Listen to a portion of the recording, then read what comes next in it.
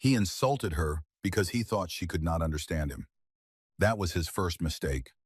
His second mistake was believing Elena Rhodes was the kind of woman who would lower her eyes, apologize for existing, and disappear into the kitchen with shame burning behind her smile.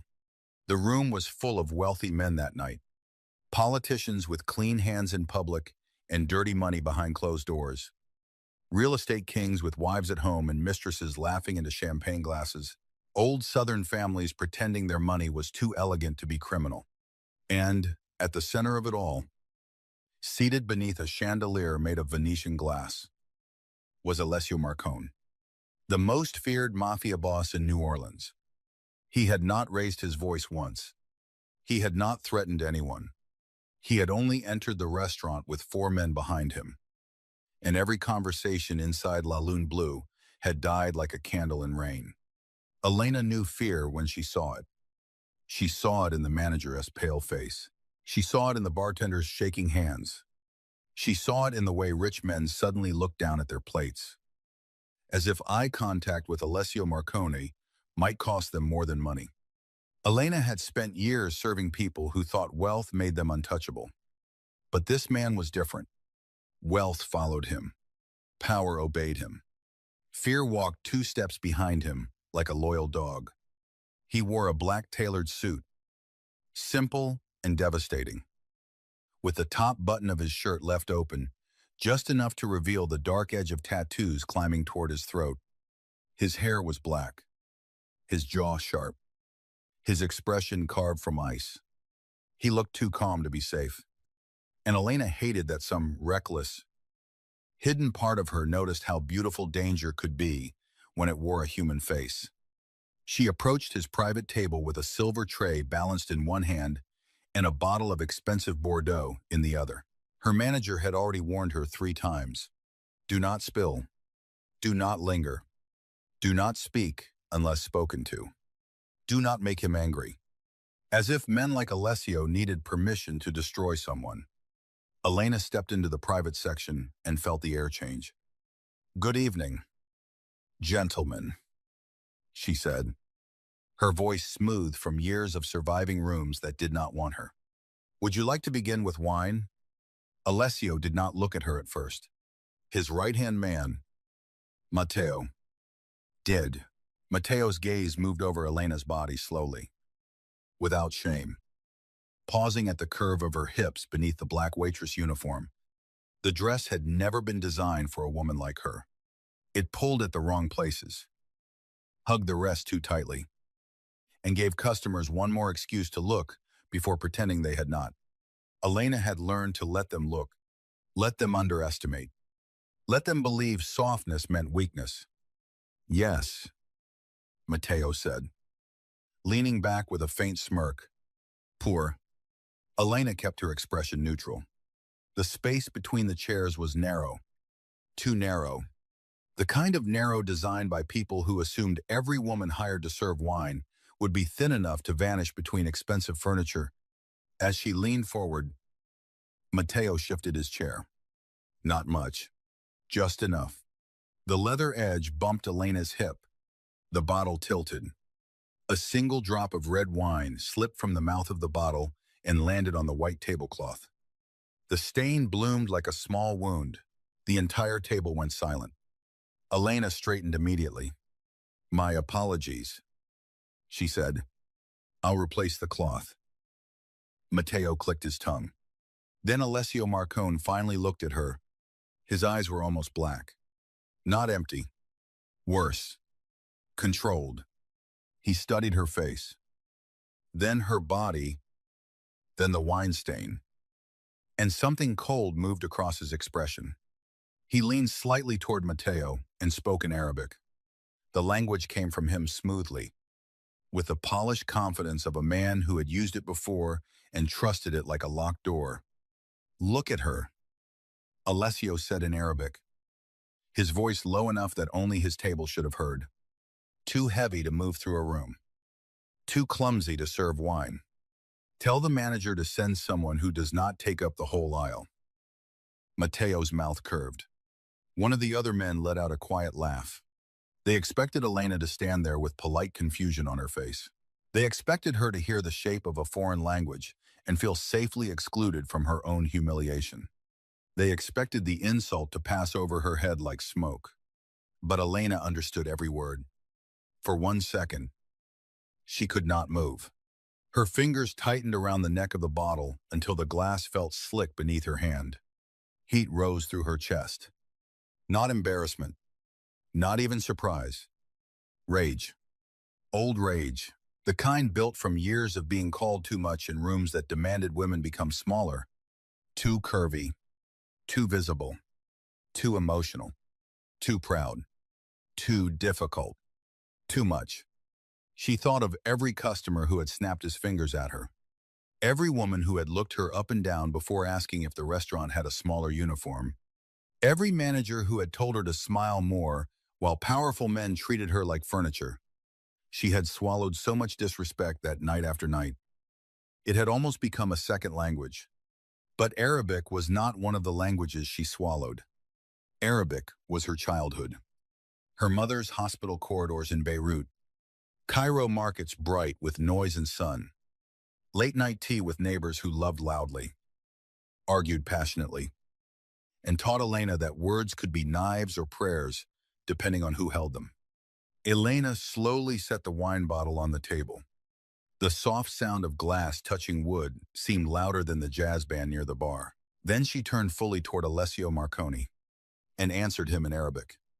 A man who insults a woman's body in a language he thinks she cannot understand is not powerful, Elena said, each word calm and perfect. He is a coward wearing expensive clothes. The silence that followed was absolute. Matteo's smirk disappeared. The bodyguard behind Alessio shifted his hand inside his jacket. Every server watching from across the room stopped breathing. Alessio did not move. For the first time since he entered La Lune Bleu, something broke through his cold expression. Not anger. Shock. Elena switched back to English. I'll send another server. Then she picked up her tray, turned her back on the most dangerous man in New Orleans, and walked away. She made it all the way to the kitchen before her hands started shaking. The swinging door closed behind her, cutting off the golden dining room, the music, the chandelier, the powerful men pretending they had not just witnessed a waitress shame a crime lord in his own secret tongue. Elena, her manager whispered. Calvin Bell looked like he might collapse. What did you say to him? Elena placed the tray on the counter with careful precision. The truth. Calvin stared at her. You called Alessio Marconi a coward. He called me worse. You do not understand what you just did. Elena looked at him then. A bitter laugh almost escaped her. She understood perfectly. Men like Alessio Marcone did not need to touch you to ruin your life. They had employees for that. Lawyers, police, friends in City Hall, men waiting outside apartment buildings, quiet threats, missing paychecks, eviction notices, accidents that never made sense. Elena had been brave in the dining room because anger was faster than fear. But fear caught up quickly. It followed her home that night. It sat beside her in her old Honda as rain hit the windshield. It climbed the stairs with her to the small apartment she shared with unpaid bills. Second-hand furniture, and the faint scent of coffee she drank too late because exhaustion had become normal. Her younger brother, Noah, texted her just before midnight. You okay? Elena stared at the message too long. She wanted to ask him the same thing. Wanted to ask why he had sounded strange on the phone all week. Wanted to ask why he had stopped coming by for dinner. Wanted to ask why her little brother, the boy who used to fall asleep against her shoulder during their mother's hospital shifts, now carried secrets in his voice. Instead, she typed back, Infine, get some sleep. The lie looked ugly on the screen. She locked the door, pushed a chair beneath the handle, and did not sleep until dawn. For the next 2 days, nothing happened. No black car outside her building. No strange men at the restaurant. No threatening calls. La Lune Bleu returned to its usual rhythm of candlelight and cruelty. Wealthy patrons complained about wine temperature. Calvin avoided looking directly at Elena. The other servers whispered every time she entered the room. By the third night, Elena convinced herself Alessio Marcone had forgotten her. That was the foolish hope ordinary people used to survive powerful men. At 10:40 she szeptepu. M. The elevator doors opened, and the restaurant emptied. Not slowly, not naturally. 4 men in dark suits moved through the room like a silent storm. Checks were paid. Guests were escorted out with polite smiles and terrifying eyes. The jazz band packed up without finishing their set. The bartender vanished. The hostess lowered her gaze and stepped into the kitchen. Within 10 minutes, La Lune Bleu was empty. Except for Elena. Calvin stood near the bar, trembling so hard the keys in his hand jingled. And in the center of the dining room, at the table, directly beneath the chandelier, sat Alessio Marcone, alone. No private corner tonight. No velvet rope. No shield of orchids. He wanted to be seen. Elena stepped out of the kitchen and stopped. The restaurant had never felt so large, so bright, so unreal. Alessio looked up. Elena Rhodes, he said. Her stomach tightened. How do you know my full name? I make it my business to know the names of people who surprise me. That sounds like something a stalker would say. His mouth did not smile, but his eyes changed. Sid. No. Calvin made a strangled noise near the bar. Alessio's gaze stayed on Elena. I said sit. And I heard you. The silence stretched. One of Alessio's men near the elevator shifted his weight. Elena could feel the danger in the room, turning toward her. Sharp and immediate, but Alessio raised one hand. The man went still. Elena hated how much power fit inside that small gesture. Alessio leaned back in his chair. You are either very brave or very foolish. I've been called worse by better men. That time, he almost smiled. Almost. I came to offer you work. Elena stared at him. Then she laughed once. It was not a happy sound. You emptied a restaurant to offer me a job. Yes. That is insane. It was efficient. I already have a job. You have a position, Alessio said. There is a difference. The words landed too close to something tender. Elena folded her arms. I'm not interested. You do not know what I am offering. I know who is offering it. For the first time, irritation flickered across his face. Good. She wanted him uncomfortable. She wanted him to feel one small fraction of what he made other people feel just by existing. Alessio placed a folder on the table. I need a translator. Hire one. I have hired many. They speak words. They do not understand rooms. Elena said nothing. His voice lowered. 2 nights from now, I meet with a broker named Karim Haddad at the port of New Orleans. Moroccan-born, educated in London, connected to North African shipping families and several men who prefer not to have their names spoken aloud. He uses language like smoke. My people hear what he says. I need someone who hears what he means. Elena's pulse changed. She hated that part of her mind sharpened at the challenge. No, absolutely not. She had walked away from that world years ago. Diplomatic language, regional dialects, cultural nuance, rooms where the wrong phrase could turn a negotiation into war. She had buried that version of herself with her mother. I'm a waitress, she said. You are a linguist.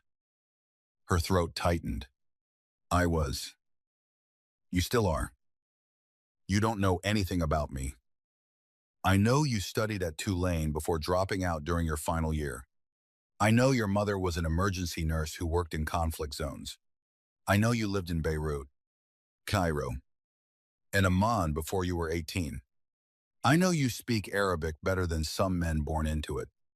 Each sentence felt like a hand opening drawers inside her private life. Elena stepped closer to the table. Did you investigate me because I embarrassed you? Yes. The honesty hit harder than a lie would have. And now you want to use me? Yes.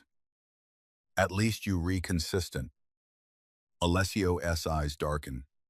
I will pay you very well. No. I will protect you from the danger you re-asking me to walk into. His jaw tightened. Elena turned toward the kitchen. Find someone else. Then Alessio said, Noah owes $82,000 to Rafael Cordero. Elena stopped breathing. The name struck her like ice water. Slowly. She turned back. What did you say? Alessio tapped the folder once. Your brother borrowed money from men who do not forgive late payments. You lying. I wish I were. No. You don't know. No. He said quietly.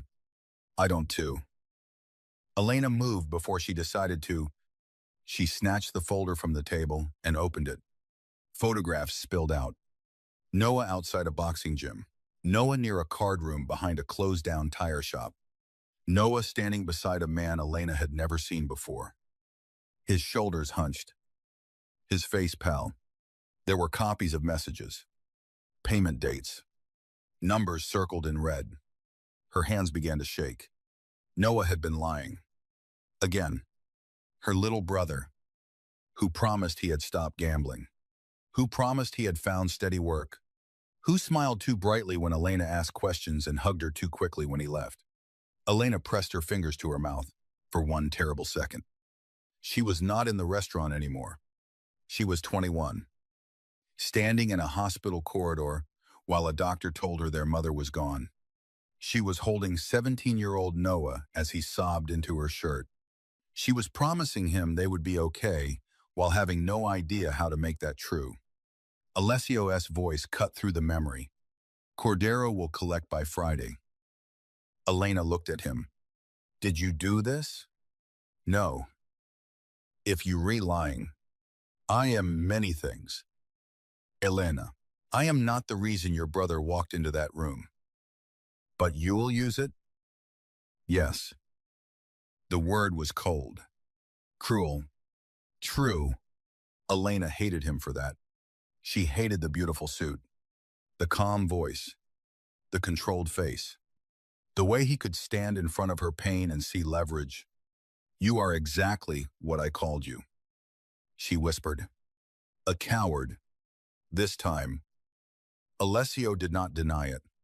Something moved behind his eyes. A shadow. A wound hidden under years of power. Yes, he said softly. Perhaps I am. The answer unsettled her. She wanted rage, threats, arrogance. Not that. Not a glimpse of a man who already knew the worst thing about himself. Elena closed the folder. What do you want? One night, Alessio said, you come with me to the port. You translate. You observe. You tell me of hatted lies. And then, I erase your brother's debt. Cordero never touches him. And me. You return to your life. My life, Elena laughed bitterly. You mean the one where men like you insult me in languages they think I'm too stupid to understand? His face tightened. That will not happen again. Because you need me now. Because I was wrong. Elena looked at him carefully. The apology was not spoken. Not fully. Powerful men hated apology because it required kneeling somewhere inside the soul. Alessio was not kneeling. Not yet. If I do this, she said, you stay away from Noah. Yes. You stay away from my apartment. Uh, pause. Yes. And you never again use my body as a weapon against me. Alessio rose from his chair. The room seemed to shrink around him. He was taller than she expected. Close enough now that she could see a faint scar near his jaw. The clean lines of his face. The tiredness hidden beneath discipline. His voice dropped. I will never insult your body again. Elena held his gaze. Good. Then she stepped closer. Just enough to make every man in the room tense. Because if you do, I won't call you a coward next time. Something dangerous and fascinated flashed in Alessio's eyes. What will you do? Elena looked at him without blinking. I'll make sure you remember me for the rest of your life. The silence between them changed. It was still dangerous, but now there was something else inside it. Heat. Unwanted. Impossible. Infuriating. Alessio stared at her as if she had just become a language he wanted to spend his life translating. Then he said, Friday night, 8 o'clock. Where's something you can run in? Elena stomach sank. Should I be expecting to run? His eyes held hers. With men like Haddad, you should expect anything. That was when Elena understood. The trap had already closed. And the devil who said it was watching her like she had become the most interesting thing in his world. Friday arrived beneath a storm. New Orleans rain did not fall gently. It crashed against rooftops, flooded gutters, turned streets into black mirrors, and made the whole city feel like it had secrets rising from the pavement. Elena stood in front of her apartment mirror, wearing a deep emerald pantsuit delivered that afternoon by Alessio's tailor. She had nearly refused it on principle. Then she tried it on. The suit fit perfectly. Not tight, in the cruel way. Uniforms were tight. Not apologetic. Not designed to hide her. It shaped her body with clean lines and soft power, honoring every curve as if elegance had finally been made in her size. Elena stared at herself for a long moment. She looked expensive. No, she looked dangerous. That bothered her more than it should have. A knock sounded at the door. Elena grabbed her purse and opened it. Alessio stood in the hallway. No bodyguards visible. Just him in a black coat. Rain on his shoulders. His hair damp from the storm. Her pulse betrayed her immediately. You said you would stay away from my apartment. I said I would stay away after tonight. You enjoy loopholes. I survive because of them. Elena stepped into the hallway and locked the door behind her. His eyes moved over her. Not crudely. Not like that first night. Slowly. Carefully. As if looking without permission had become dangerous to him. Elena lifted her chin. Say something insulting. I dare you. His gaze returned to her face. You look formidable. She did not expect that word. Not beautiful. Not pretty. Not flattering enough to dismiss. Formidable. Something in her chest tightened. I'm still angry with you. You should be. I might stay angry. I would not insult your consistency. She almost smiled. Almost. Then she remembered the folder. Noah's face in those photographs. The way Alessio had used her love like a locked door he already had the key to. The smile died. Outside, a black SUV waited at the curb. Inside, the vehicle smelled of leather, rain, and expensive cologne. Alessio sat beside Elena, not touching her, but close enough that she felt the heat of him. The city slid past in wet neon streaks. For several minutes, neither of them spoke. Then Elena said, What did Haddad offer you? A shipping route. For what? Alessio looked at her. You do not want the full answer. I want the truth. The truth stains. So does wine. I survived. His mouth twitched. Then his expression turned serious. Karim controls several maritime channels between Tangier, Marseille, and the Gulf Coast. He claims he can move goods quietly. Goods. Yes. Weapons. Apows. Sometimes. Elena looked away. The rain blurred the window. You re-asking me to help you commit crimes. I am asking you to help me avoid walking into a betrayal. You hear the difference? Yes. I don't too. Alessio's gaze stayed forward. That is why you are not like me. Something in his voice made her turn back. There it was again. That shadow. Not guilt, exactly. Something older, heavier. Why Arabic? She asked. His jaw tightened. What? The restaurant. You could have insulted me in Italian. Spanish. French. Men like you always have options. Why Arabic? For a while, only the rain answered. Then Alessio said, My mother spoke Arabic. Elena went still. She was Lebanese. Half Lebanese. Half Sicilian. Too gentle for my father's world. Too stubborn to leave it. His fingers flexed once against his knee. She warned him once.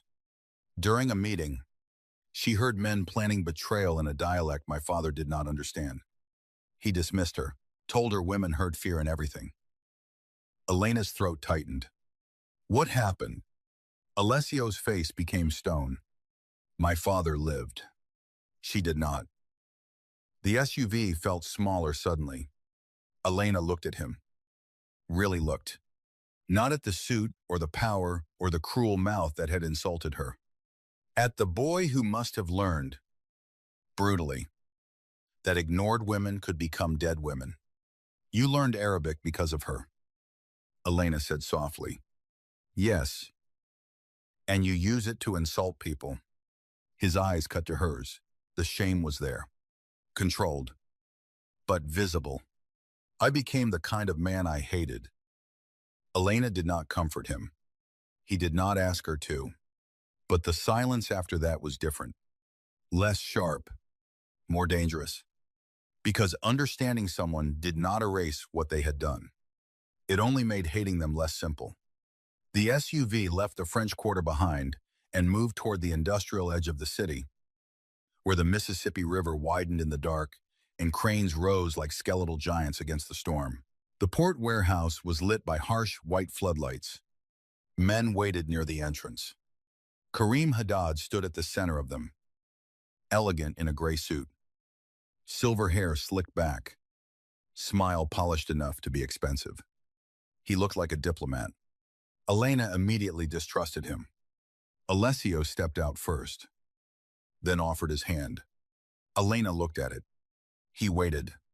No demand. No impatience. Only the rain falling between them. Finally, she placed her hand in his. His palm was warm.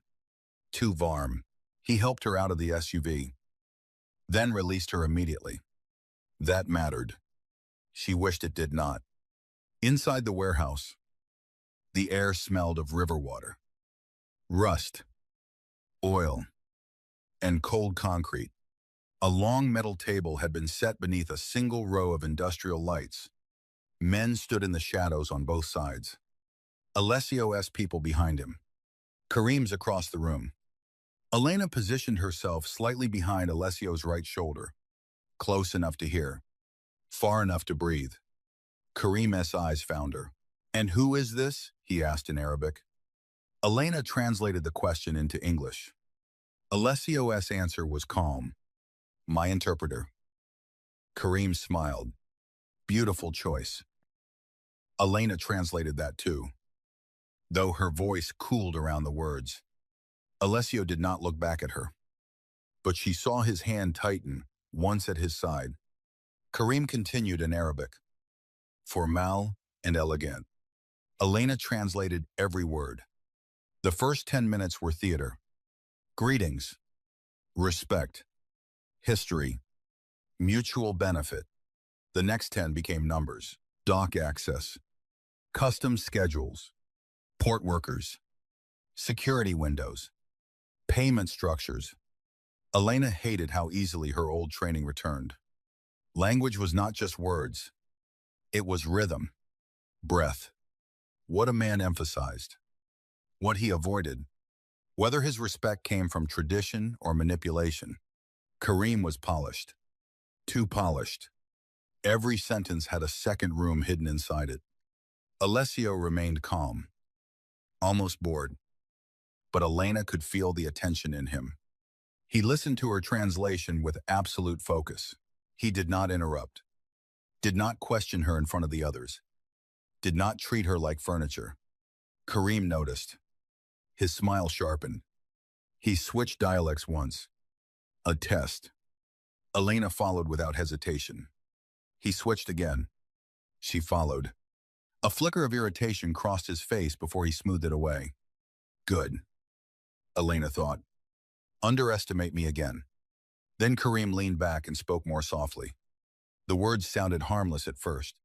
A poetic phrase about the river, a line about doors closing before storms, a reference to men above the water watching for safe passage.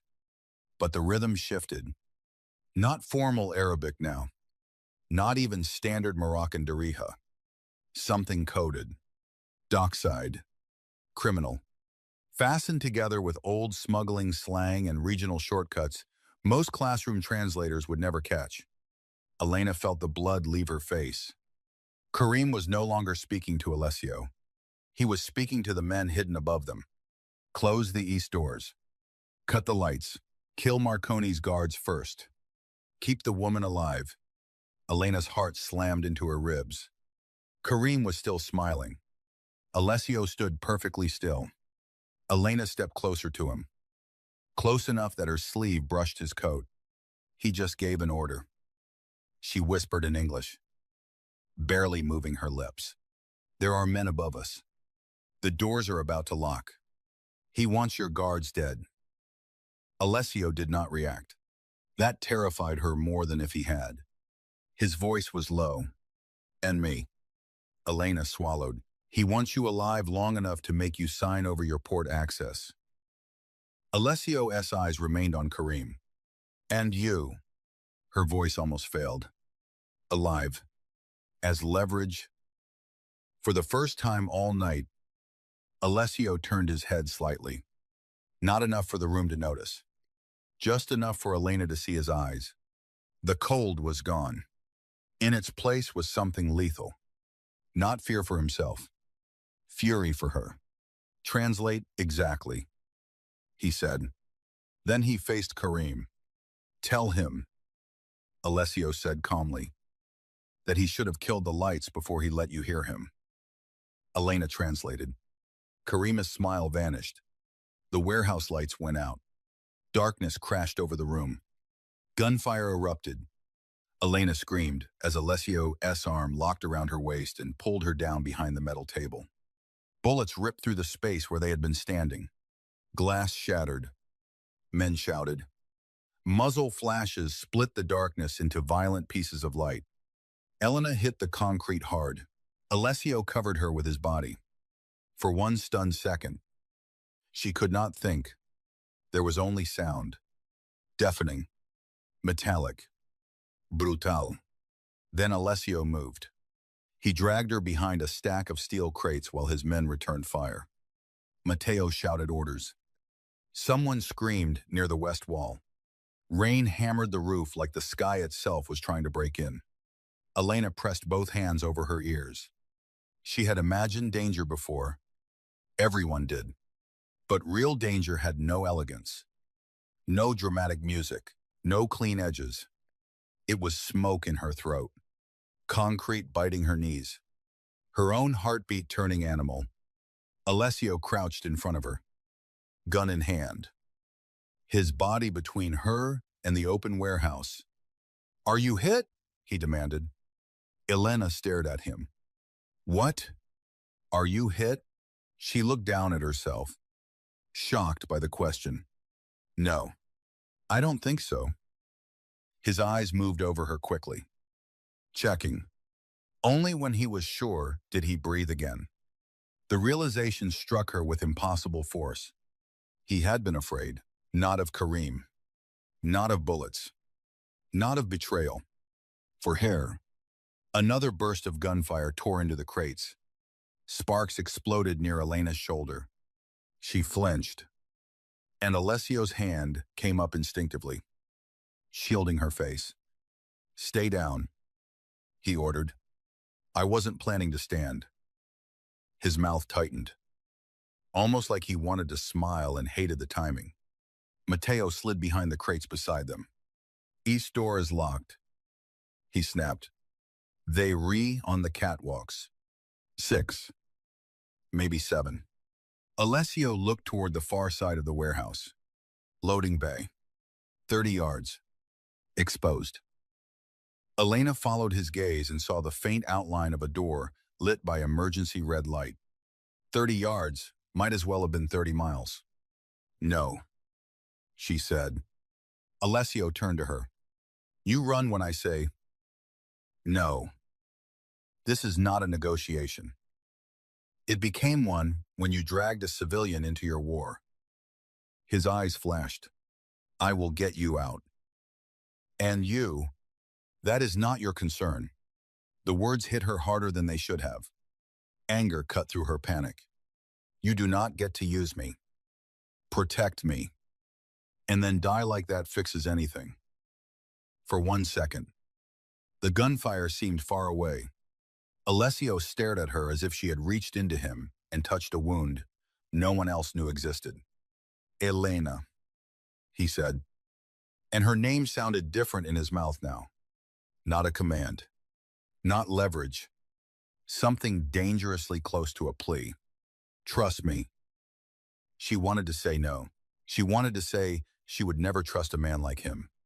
But another bullet hit the crates, and Alessio moved before she could think, pulling her closer, turning his shoulder to shield her from the spray of metal fragments.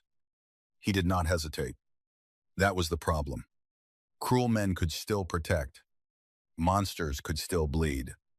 And sometimes the person who trapped you became the only thing standing between you and death. Elena swallowed hard. "Fine," she whispered. "But if you die, I'll never forgive you." His eyes burned. "Then I will survive out of fear," Mateo shouted. Now, everything happened at once. Alessio rose and fired toward the catwalk. Mateo and the others laid down cover. Elena, run. Her shoes slipped on wet concrete. Her lungs burned. Smoke stung her eyes. The loading bay door glowed ahead like salvation. A man stepped from the shadows to her left. She saw the gun before she saw his face. Then Alessio was there. He slammed into the man with brutal force, knocking the weapon aside. The shot went wide. Elena stumbled, screamed, kept moving, because Alessio roared her name like an order. The door burst open from outside. Rain swept in. One of Alessio's drivers grabbed Elena's arm and pulled her into the storm. She twisted immediately, searching behind her. Alessio emerged a second later, dragging Mateo with him. Both men soaked, furious, alive. Relief hit Elena so hard she nearly collapsed. Alessio saw it. For one heartbeat, under the floodlights and rain. They only looked at each other. No insult, no bargain, no debt, no language between them. Only the terrible knowledge that fear had tied something around them both. Then Mateo shoved them toward the waiting car. "Move." The SUV tore away from the warehouse as the port disappeared behind walls of rain. Elena sat in the back seat, shaking uncontrollably. Not graceful shaking, not cinematic. Her whole body betrayed her. Teeth chattering, hands trembling, breath breaking apart. Alessio sat beside her, one hand pressed to a wound at his side. Elena stared at the dark stains spreading beneath his fingers. You re-hurt. It's nothing. That's what men say before collapsing. His mouth tightened. I have no intention of collapsing in front of you. Because you're proud. Because you would lecture me. Despite herself, Elena let out a broken laugh. It turned into a sob almost immediately. She covered her face with both hands. The car went silent. Alessio did not touch her. She felt him wanting to. That restraint undid her more than comfort would have. I almost died. She whispered. Yes. Because of you. Yes. You blackmailed me into that room. Yes. Her hands dropped. Tears blurred her vision. But her voice sharpened. Say something else. Alessio looked at her. The powerful man from the restaurant was gone. In his place sat someone bloodied, furious, and stripped down to truth. I am sorry, he said. Elena stared at him. The words were quiet. No performance. No excuse. No attempt to make himself noble. Just the thing he owed her. And still, it was not enough. Sorry doesn't erase it. I know. It doesn't make you good. I know. It doesn't mean I forgive you. I know. The SUV crossed into the garden district, where old mansions watched the storm from behind iron gates. Alessio's safe house stood at the end of a private street lined with live oaks, dripping rain. It was not a house so much as a fortress disguised as Southern elegance, white columns, black shutters, gas lanterns, security cameras hidden beneath wrought iron. Inside, the world turned quiet. Too quiet. Marble floors, candlelit halls, dark wood, paintings older than most families, a staircase curving upward like something from a dream that had learned violence. A woman in a black dress led Elena to a sitting room and wrapped a blanket around her shoulders. A doctor arrived for Alessio. Matteo spoke into a phone in the hallway. Men moved through the house with controlled urgency. Elena stood near the fireplace and watched blood darken. Alessio's white shirt as the doctor stitched the wound at his side. He never made a sound. That made her angrier. Pain should have humbled him. Instead, he endured it like punishment he believed he deserved. When the doctor finished, Alessio dismissed everyone with a look. Elena remained standing. You should sit, he said. You should stop telling me what to do. A faint shadow of amusement touched his tired face. Fair. She looked around the room, at the expensive silence. This is where you bring people after you ruin their lives. No, Alessio said. This is where I bring people I cannot afford to lose. The sentence hit too hard. Elena turned toward the fire. You barely know me. I know you hear what others miss. That's not knowing me. I know you stood up to me when everyone else in that restaurant lowered their eyes. That was anger. Courage often wears anger first. She hated him a little for saying things like that, for making her feel seen in the same breath that reminded her he was dangerous. Alessio reached for an envelope on the table. Noah's debt has been paid. Elena froze. He placed the envelope down. Cordero has been warned. Your brother is safe. She walked over slowly and opened it. Inside were receipts, account records, a signed statement, and a photograph of Noah leaving a diner that afternoon, alive and unharmed. Relief hit her so sharply she had to grip the edge of the table. For years, she had carried Noah like a second heartbeat. Every mistake he made became her emergency. Every debt became her sleepless night. Every lie became her responsibility. And now, suddenly, the danger was gone. Because of the man who had used it against her, she hated how complicated gratitude could feel. You held up your end, she said. Yes. So I'm free. Alessio's face changed. He had known this moment was coming. Still, it hurt him. Good, Elena thought, then immediately hated herself for caring. Yes, he said. You are free. No, locked door. No threat. No hand around her wrist. Just freedom, sitting between them like a knife. Elena picked up the envelope. She should leave. Every rational part of her knew that. Leave the mansion. Leave the Mafia boss. Leave the dangerous warmth in his eyes. Return to her apartment. Her bills. Her brother. Her life. Forget the way Alessio had thrown himself between her and bullets. Forget how he said sorry like the word had cost him blood.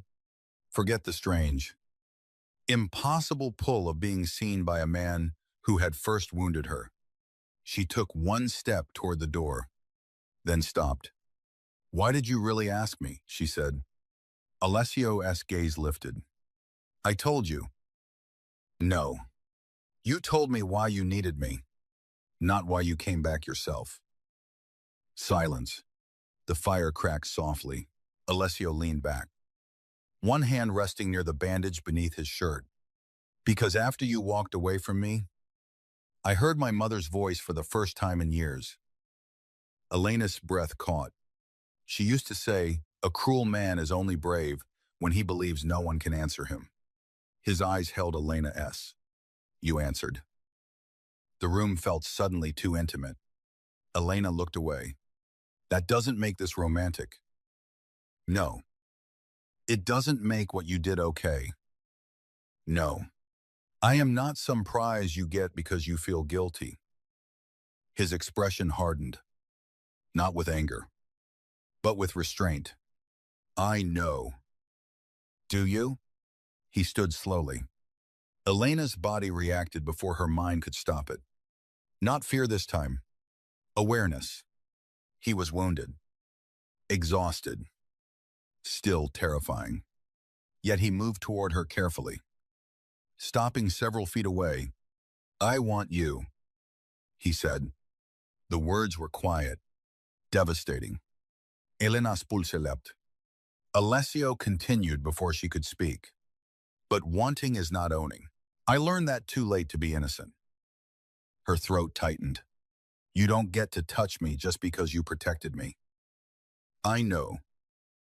You don't get to decide I belong here. I know. You don't get forgiveness tonight. His voice roughened. I know. That should have made him less dangerous. It did not. It made him worse. Because Elena had spent her life defending herself from men who argued, denied, minimized, demanded. Alessio simply stood there and accepted every boundary, like each one was a law written in her blood. She hated how much power there was in restraint. A phone rang in the hallway. The moment shattered. Matteo appeared at the door. Faccia grim. Boss. Alessio did not look away from Elena. What? Karim wasn't working alone. The air changed. Elena's fingers tightened around the envelope. Matteo glanced at her. Then back to Alessio. Cordero's men were paid to push the brother into debt. The whole thing was bait. Elena went cold. What? Alessio turned fully now. Matteo's voice was controlled, but fury lived beneath it. Karim knew about Elena before we did. Someone told him she understood dialects. He needed her at the meeting. Needed proof she was valuable to you. Elena's thoughts scattered. No. That doesn't make sense. Why would Karim care about me? Alessio's face had gone deadly calm. Because a woman who can hear coded language is dangerous in our world. Matteo stepped closer. There's more. Karim's men followed Noah after we paid Cordero. They know where Elena lives. The envelope slipped from Elena's hand. Papers scattered across the floor. Alessio moved instantly. Not toward Matteo, toward Elena. He stopped himself before touching her. But his voice changed. No one will reach your brother. In my apartment, Elena whispered. Alessio's silence answered. Her little apartment, her mother's photographs, her books from college, the chipped blue mug Noah bought her when he was 16, the cheap couch where she had fallen asleep after double shifts. Her life, fragile and ordinary in hers. All of it was now inside the blast radius of Alessio Marcone's war. Elena looked at him, and the fragile thread between them snapped into anger again. You said after tonight I would go back to my life. I was wrong. You keep saying that like it saves anyone. His jaw clenched. It does not. Then fix it. The words left her shaking. Alessio's eyes darkened. I will. There was no softness in his voice now. No romance. Only the Mafia boss everyone feared. He turned to Matteo. Move Noah to the north house. Double the men. Quietly. I do not want him frightened unless fear becomes useful. Matteo nodded. And Kareem. Alessio looked toward the rain-dark windows. Kareem wanted to know what I would burn for her. Elena's breath caught. Alessio's voice dropped. Now he will. The next 48 hours turned Elena's life into a gilded cage. Alessio refused to let her return to her apartment until his men cleared it. Elena refused to sleep in the bedroom he offered her, and instead stayed on the sitting room sofa out of pure spite. Alessio did not argue. He had blankets brought down, tea, food she barely touched. A stack of her books recovered from her apartment before his men moved everything valuable to storage. That almost broke her. Not the danger. The books, seeing them on the table in Alessio's mansion, dry and safe, each one handled with care, made her realize he had noticed what mattered to her. She found him in the library just before dawn on the second day. He stood near the window, phone in hand, wearing a black shirt with the sleeves rolled up, tattoos visible along his forearms. He looked like he had not slept. Neither had she. You saved my books, Elena said. He turned. Yes. Why? You wrote notes in the margins. She blinked. What? His expression remained calm. People save photographs, jewelry, money. You save thoughts.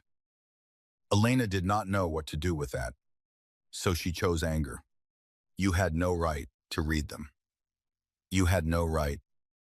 I did not read them. I noticed them. That sounds like something a man says when he absolutely read them.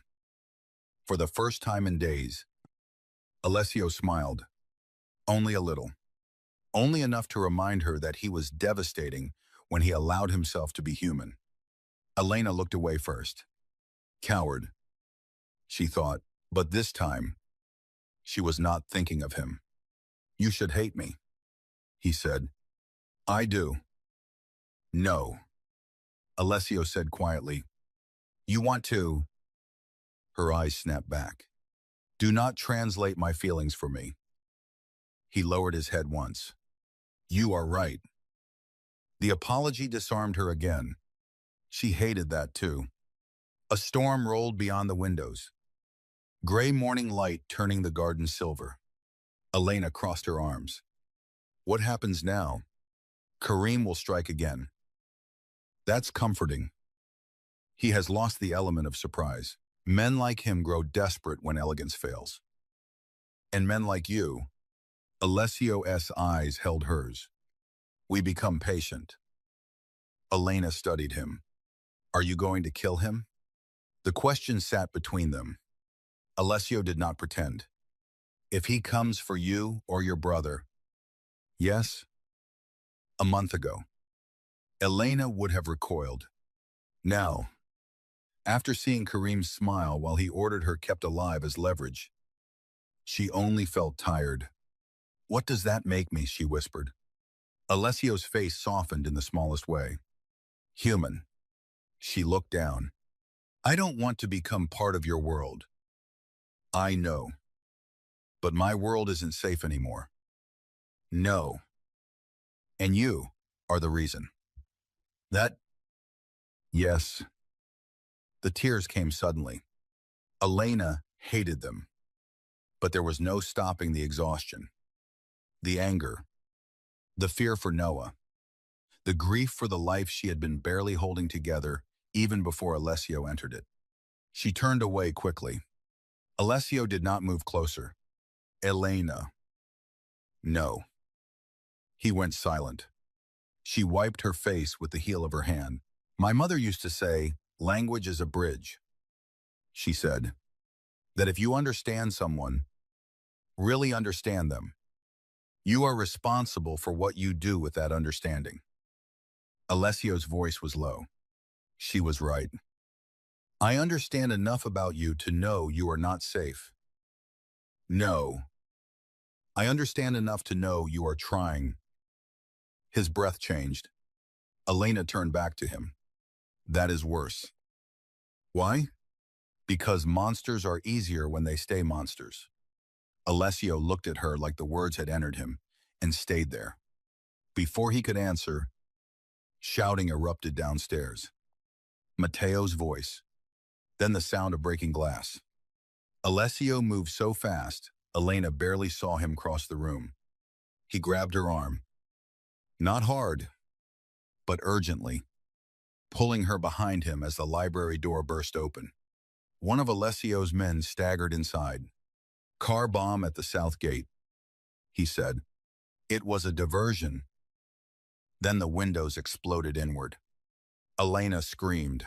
Alessio threw himself over her as glass rained across the floor. Gunfire cracked from the garden below. The library filled with wind, rain, and chaos. Stay down, Alessio shouted. Elena hit the carpet, ears ringing, heart slamming. Not again. No, not again. Alessio dragged her behind a heavy oak desk. His men returned fire from the hallway. The mansion alarms wailed. Smoke curled beyond the shattered windows. Elena could not breathe. Then she heard a voice from below.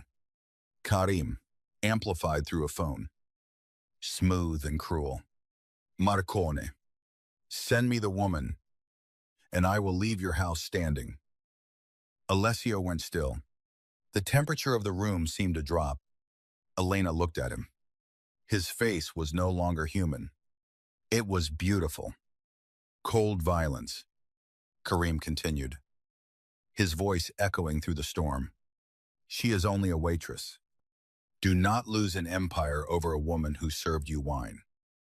Something inside Elena twisted. Only a waitress. The phrase should have hurt. It did, but before it could settle, Alessio moved toward the broken window. Elena grabbed his wrist. No. He looked down at her hand, then at her face. His eyes were terrifying. He does not speak of you that way and continue breathing. The words should have frightened her. They did. But they also sent a dark, forbidden warmth through her chest. Possessive protection was not safety. She knew that. But when a woman had been insulted, dismissed, and made small her whole life, there was something devastating about a dangerous man becoming furious because someone else tried to reduce her. Elena, Alessio said, voice strained. Let go. If you walk out angry, he wins. I do not lose. You will if you stop thinking. That reached him, barely, but enough. His gaze sharpened. Elena forced herself to breathe. He wants me alive. He said it at the port. He needs something from me. Alessio's jaw worked. No. You don't even know what I'm going to say. I know it will involve risk to you. So no.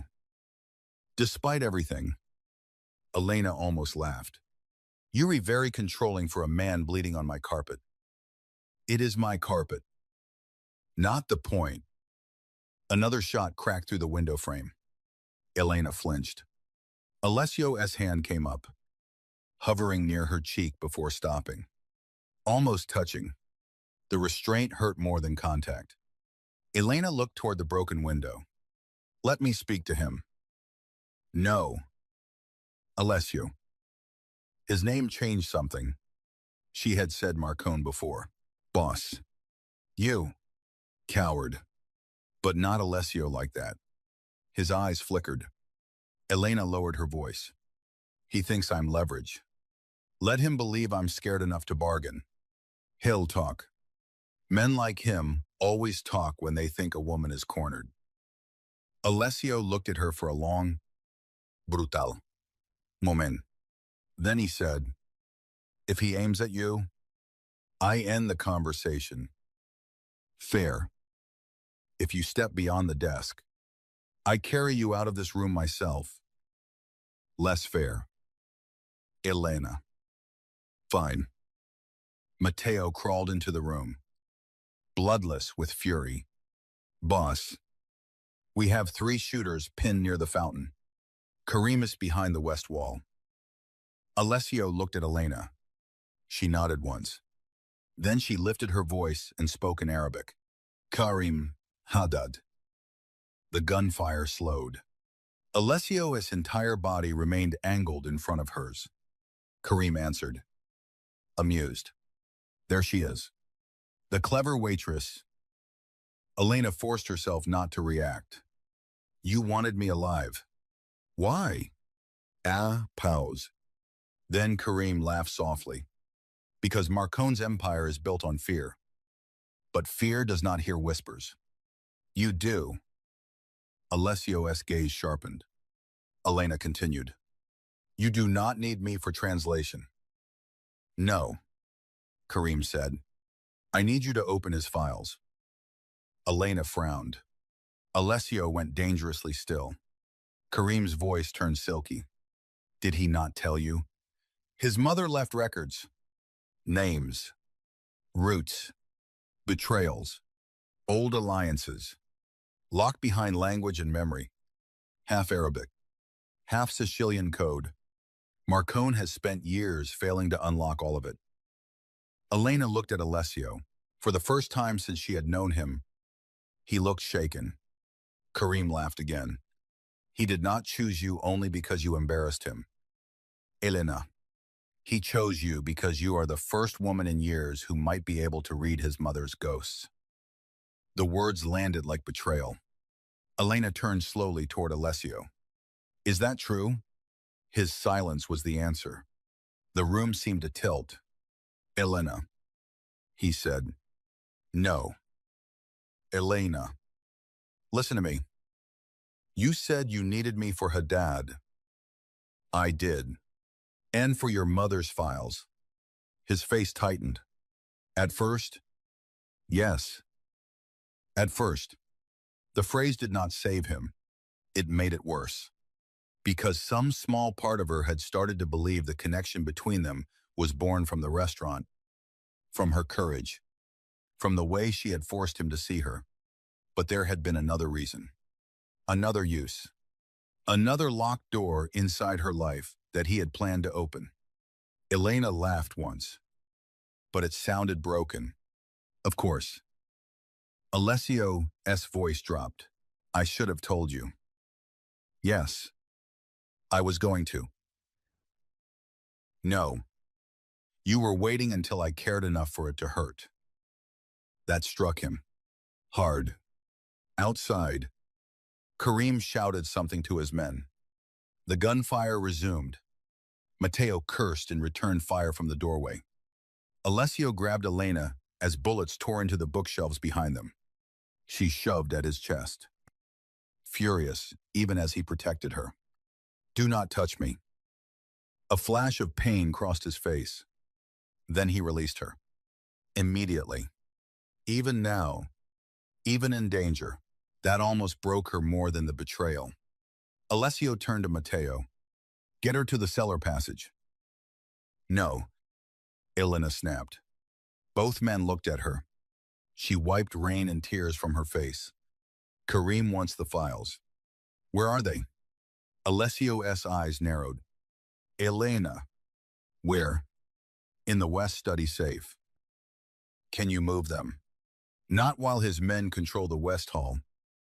Elena looked toward the shattered window. Then burn them. Alessio stared at her. What? If those files are worth attacking your house for, burn them. Let Karim watch. Matteo went still. Alessio looked at Elena as if she had just handed him a blade and a prayer. My mother's records are the only pieces of her voice I have left. Elena's anger faltered. For 1 second, she saw the boy again. The one who learned Arabic after loss. The one who became cruel because grief had nowhere clean to go. Her voice softened despite herself. Then choose what she would have wanted protected. Her papers, or the living woman standing in front of you.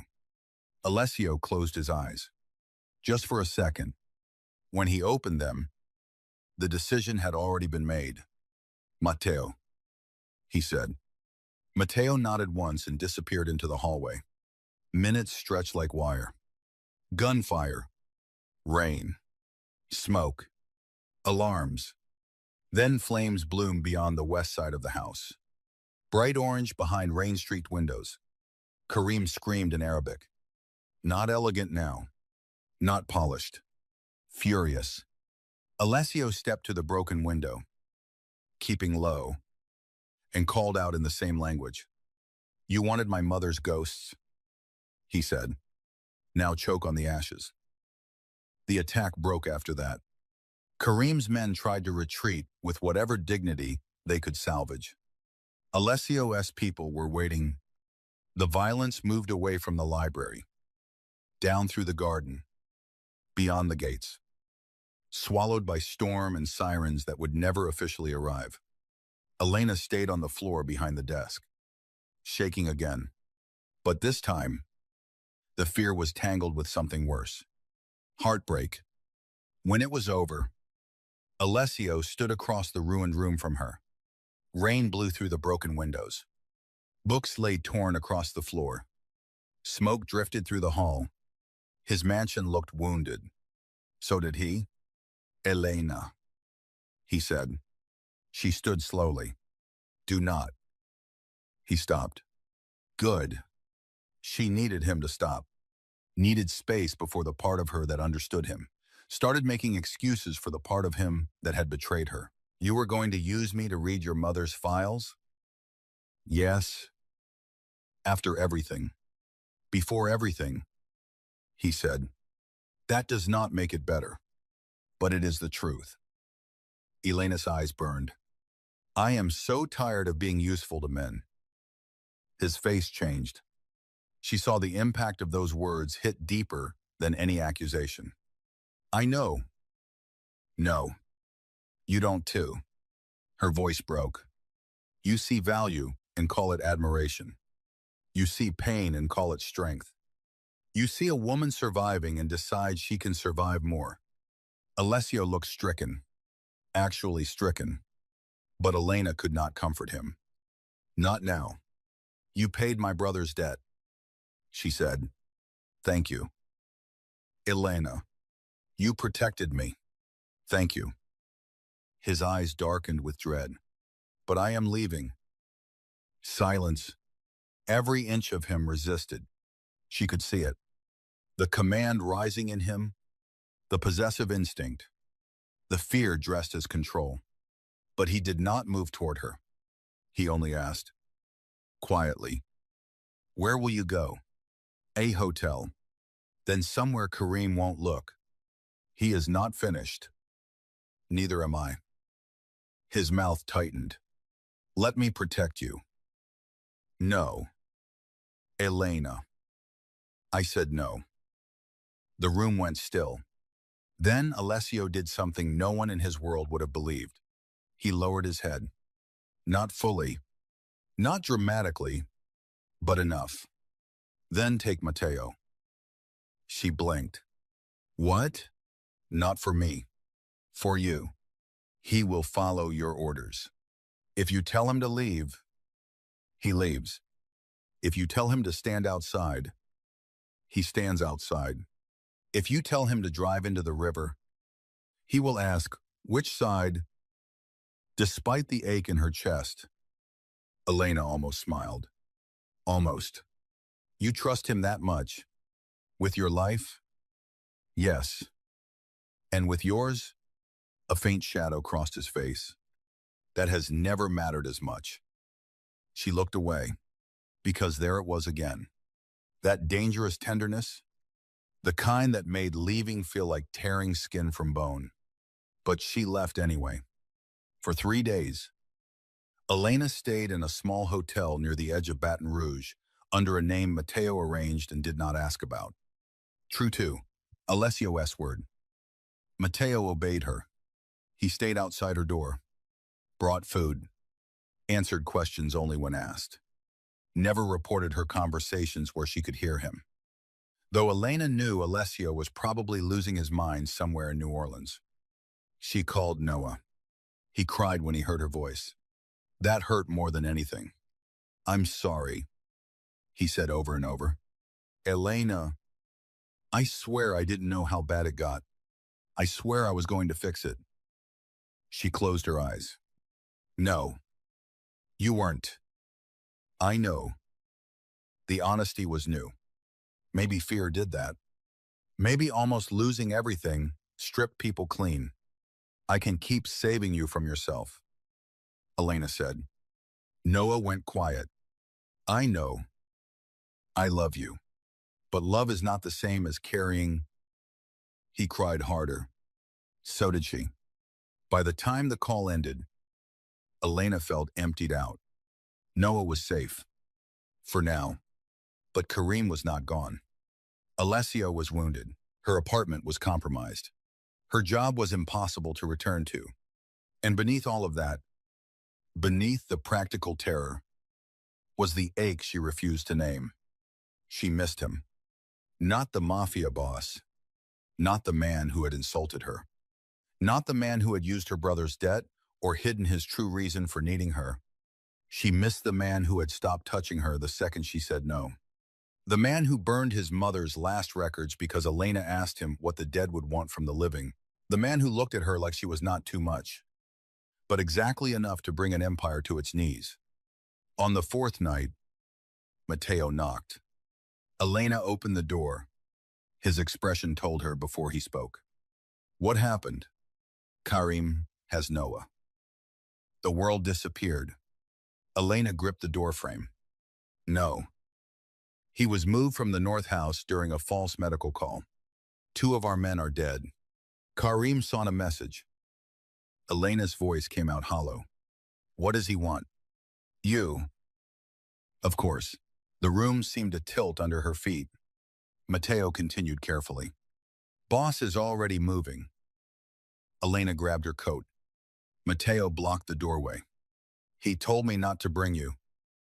Elena looked up at him. Then move. Elena. My brother is alive because I understand men like Karim. Alessio will go in like a war. Karim expects that. He wants that. Mateo's jaw tightened. And what do you expect? Elena's fear turned cold. I expect to end this. Karim chose an abandoned church outside the city, half swallowed by cypress trees and stormwater. It had once been beautiful. Now moonlight fell through broken stained glass, scattering blue and red across rotting pews. The altar was cracked. Vines climbed the walls. Rain dripped from holes in the roof and pooled on the stone floor. Noah sat tied to a chair near the altar, bruised but alive. Elena saw him from the side entrance and nearly broke. But she did not make a sound. Alessio stood in the center aisle, alone, exactly as Karim had demanded. Only he was never truly alone. Elena knew enough now to see the shadows where Mateo's men waited. The broken balcony, the side doors, the dark gaps near the confession booths.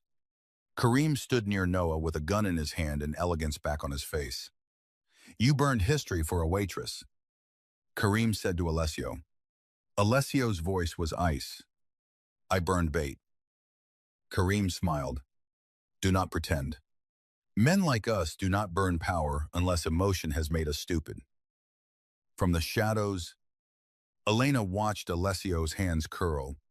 Kareem turned the gun slightly toward Noah. Call her. No. Kareem hid.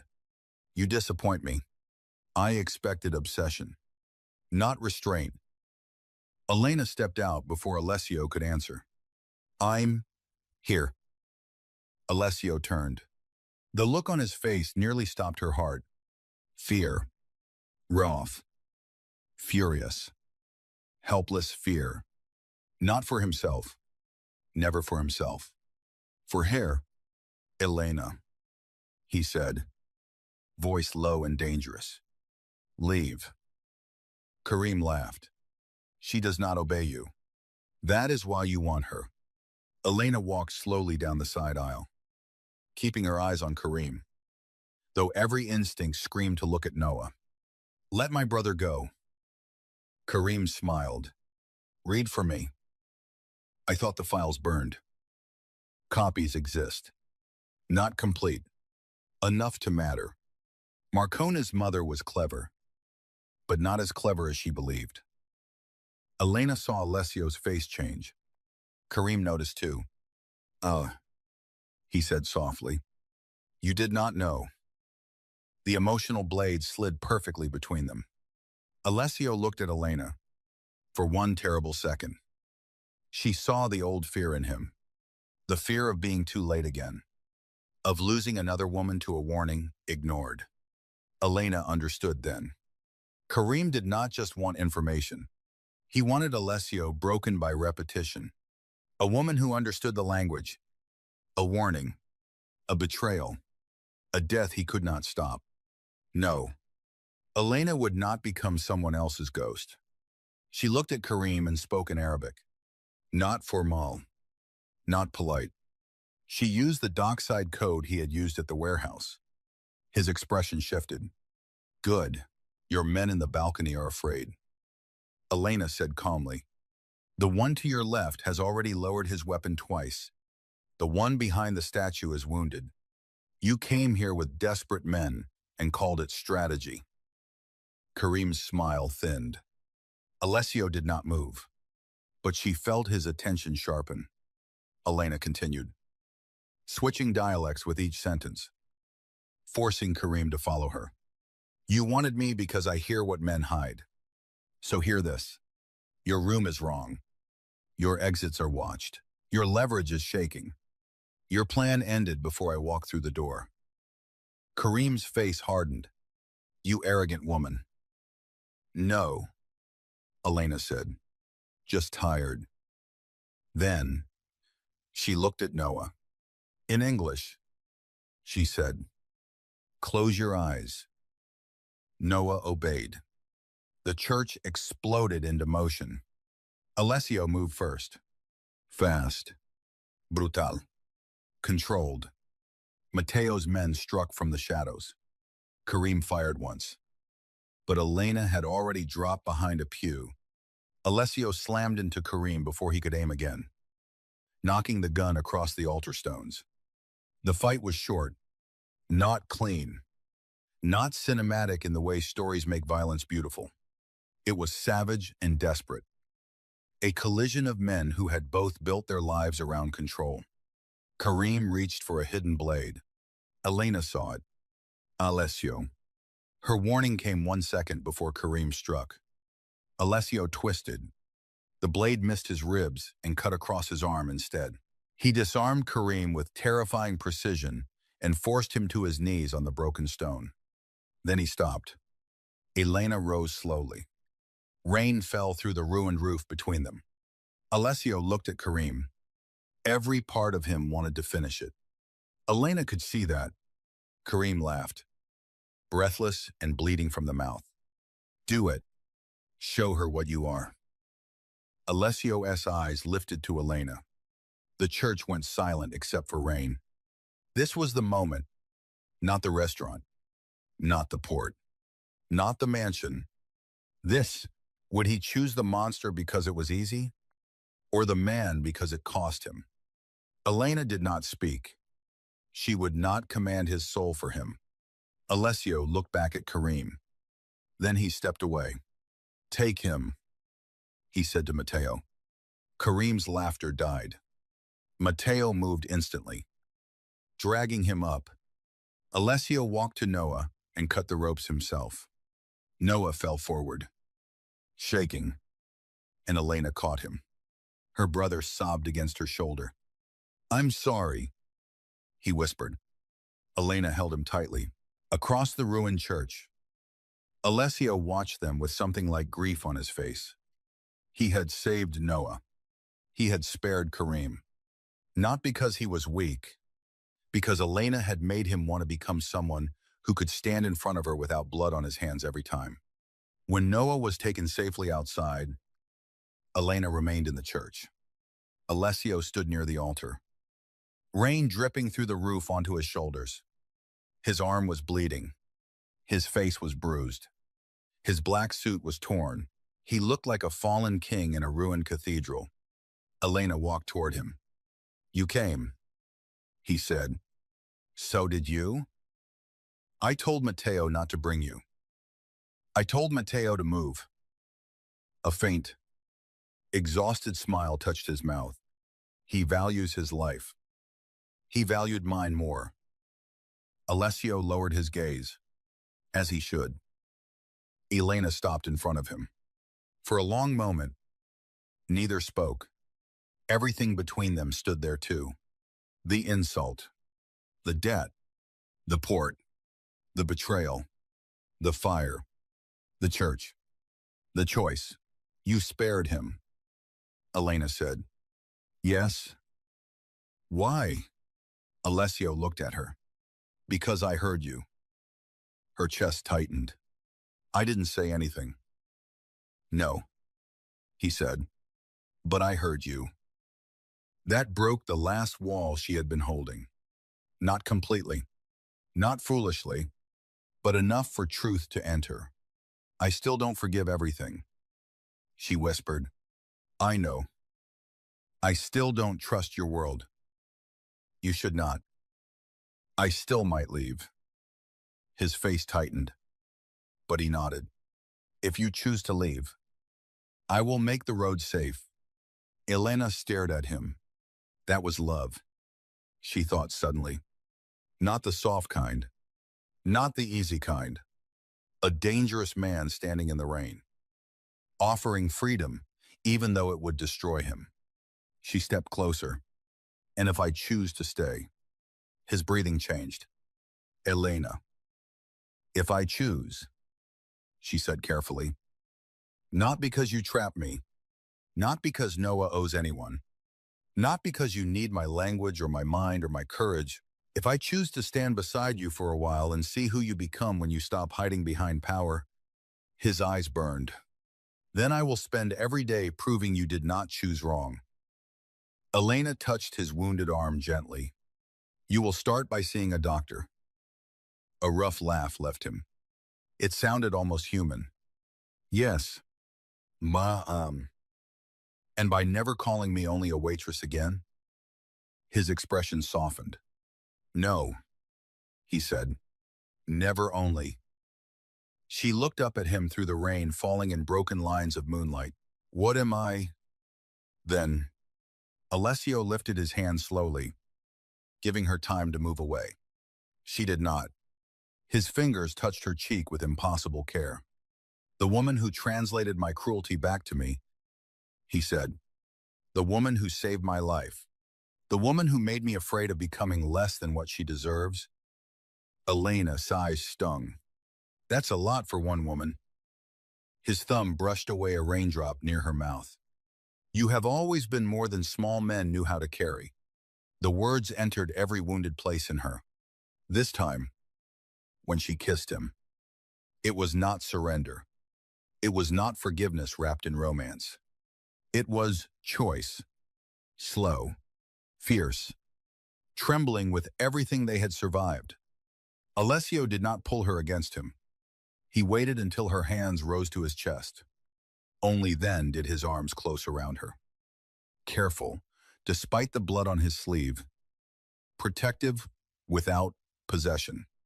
Outside, Thunder rolled over the cypress trees. Inside the ruined church, Elena Rhodes kissed the most dangerous man in New Orleans, like she was not afraid of his darkness, because she had brought enough fire of her own.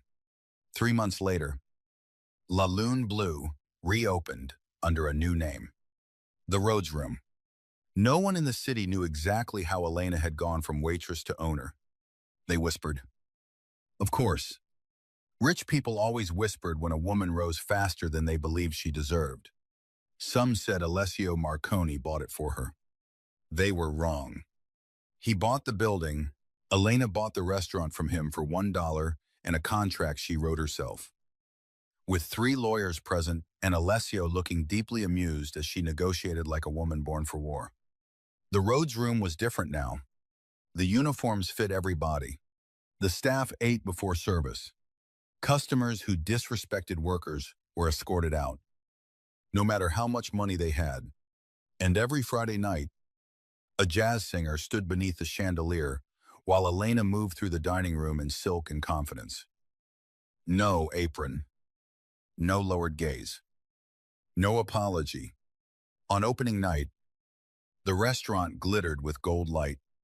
Noah sat near the bar drinking club soda.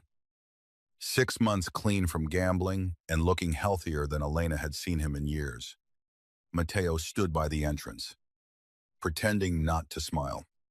And Alessio Marcone sat at the center table, not hidden in the private section, not above her, waiting. Elena approached with a bottle of wine. For a moment, the memory returned. The old table, the red stain, the insult, the silence after she called him a coward. Alessio remembered too. She saw it in his eyes. Elena poured the wine slowly. Not a drop spilled. Alessio looked up at her. In Arabic, he said softly, "May I say something dangerous?" Elena arched one brow. "That depends." His gaze moved over her face with quiet devotion. Not ownership, not hunger alone. Reverence. You are the most formidable woman I have ever known. Elena's mouth curved. In any language, in every language. She set the bottle down. Good answer. He stood, ignoring the entire room watching them. Elena, he said, switching to English, because this was not a secret. Dance with me. The old Elena might have looked around first, might have wondered who was judging her body, her dress, her right to be wanted publicly by a man like him. This, Elena did not. She placed her hand in his. The jazz band softened into something slow and aching. Alessio led her beneath the chandelier. His hand rested at her waist with careful pressure, never pulling too hard, never assuming more than she gave. Around them, New Orleans glittered through the windows. Rain tapped gently against the glass. Elena looked up at the man who had once humiliated her because he thought she was invisible. Now he looked at her as if the entire room existed only because she allowed it. You know, she said, the first time you spoke about me in Arabic, you chose terrible words. His face tightened with regret. I know. What would you say now? Alessio leaned closer. His voice was low, steady, meant only for her. I would say I mistook a queen for a waitress because I was too blind to recognize royalty without a crown. Elena's heart ached. She should have rolled her eyes. Instead, she smiled. That was dramatic. I am Sicilian. That is not a legal defense. No, he said, but it is a warning. She laughed then, softly, freely, and Alessio Marcona, feared by criminals, obeyed by politicians, whispered about by men who locked their doors at night, looked completely undone by the sound. Elena rested her head briefly against his chest, not because she needed protection, because she chose closeness. And beyond the windows, the city kept glowing, The woman who had once been told she took up too much space now owned the brightest room in New Orleans. The man who had once hidden cruelty inside another language had learned to speak love where everyone could hear it. And when the music ended, Alessio lowered his mouth to Elena's ear and whispered one final promise. Tell me where you want to go next. Elena looked around her restaurant, at her brother's safe, her staff smiling, her name shining above the door.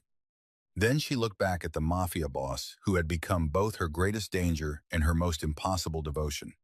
Forward, she said. Alessio smiled. And, together, they stepped into the light,